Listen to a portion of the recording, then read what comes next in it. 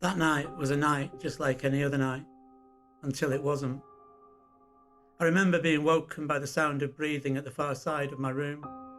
I remember my face being pushed down into my pillow. I remember struggling to breathe, fighting against a force much stronger than my own. I remember the terror. I remember the pain. I remember it all. I remember sitting on the edge of my bed at 6 a.m, bleeding from stab wounds, waiting for a rescue that would never materialise.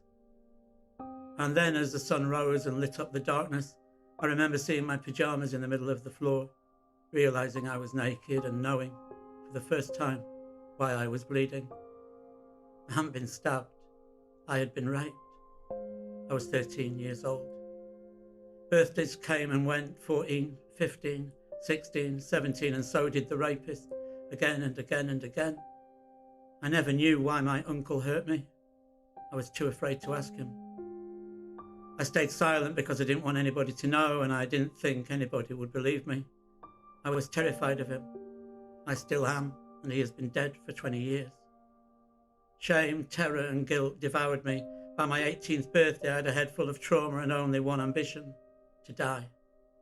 Self-destruction began with self-medication. Drugs allowed me to function. I didn't understand healthy relationships, so I willingly became someone's punching bag, relief coming after each and every violent strike.